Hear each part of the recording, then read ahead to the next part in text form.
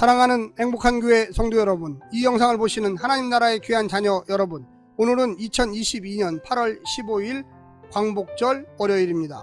오늘 본문에서는 희년 제도의 가장 중요한 규정은 토지를 원래 소유주에게 돌려주는 것과 관련이 있다고 이야기하고 있습니다. 토지의 주인은 여호와이시기에 모든 백성은 토지를 소유하는 것이 아니라 사용할 뿐입니다. 어떤 이유든 토지를 매입한 사람은 희년이 되면 다시 원주인에게 돌려주어야만 합니다. 이와 함께 구매했던 가옥에 대해서도 무르는 절차를 소개하고 있습니다.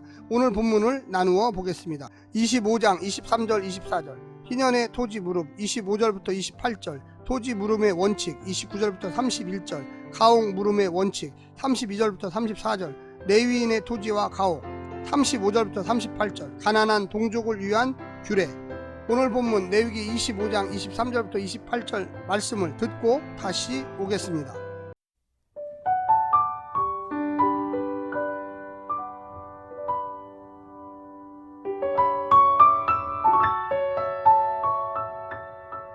토지를 영구히 팔지 말 것은 토지는 다 내 것임이니라. 너희는 거류민이요 동거하는 자로서 나와 함께 있느니라.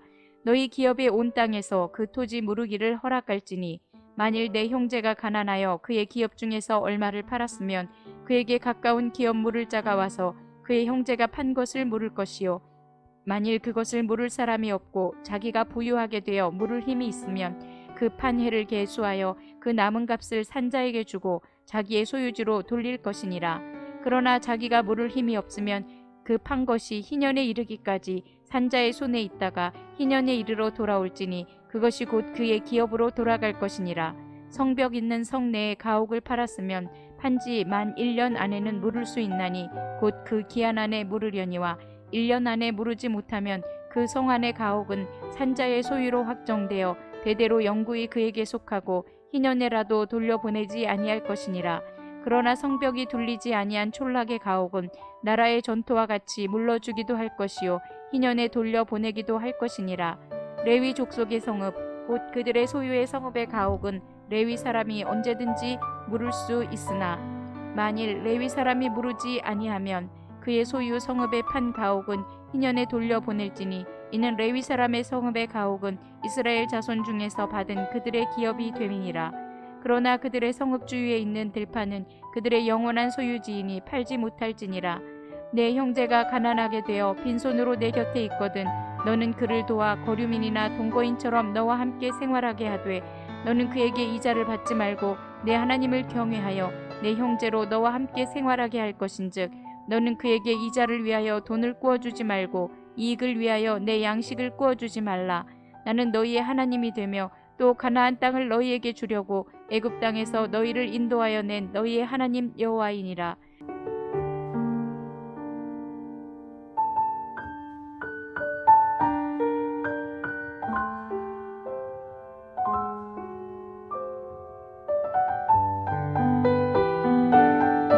오늘 본문은 희년에 대한 규례를 길게 소개하는 25장 전체의 기초가 되는 신학적 전제를 알려주고 있습니다. 땅은 하나님의 것이었고 하나님께서 이스라엘 12지파에게 분배해 주셨습니다. 백성들은 지파별로 나와서 제비를 뽑아 할당된 땅에 정착했습니다. 하나님께서는 각 지파의 규모와 필요에 따라서 공평하게 나누어 주셨습니다. 이스라엘 지파는 50년마다 하나님께서 분배해 주신 원래 토지를 회복하여 새로운 시작을 할 수 있습니다. 회복과 새 출발의 은혜입니다. 오늘 본문을 세 부분으로 나누어 자세히 설명드리겠습니다. 영적으로 나그네로 살기. 가나안 땅에서 안식을 누리려면 역설적으로 그 정착생활 가운데서 나그네 의식을 가져야만 합니다. 그 땅 자체를 의지하지 말아야 하며 그 땅에서 나그네로 온 사람들을 환대해야 합니다. 우리의 궁극적인 지향점은 이 땅이 아니라 저 하느님을 기억할 때, 그리하여 이 땅의 가치를 상대화할 때 우리는 땅과 자원이 우리에게 위협이나 유혹이 되지 않고 축복이 되는 것을 경험할 것입니다. 하늘 백성들은 토지 불로소득을 재산 증식의 가장 손쉬운 수단으로 여기는 이 세상과 다르게 생각하고 살아야 거룩할 수 있습니다. 더 부해지지 않더라도 그 부작용의 그늘에서 고통받는 이들을 외면하지 않는 것이 참된 경건이고 예수님의 영적 희년을 누리는 길이며 진정한 이웃사랑입니다. 두 번째, 서로의 구속자 되기.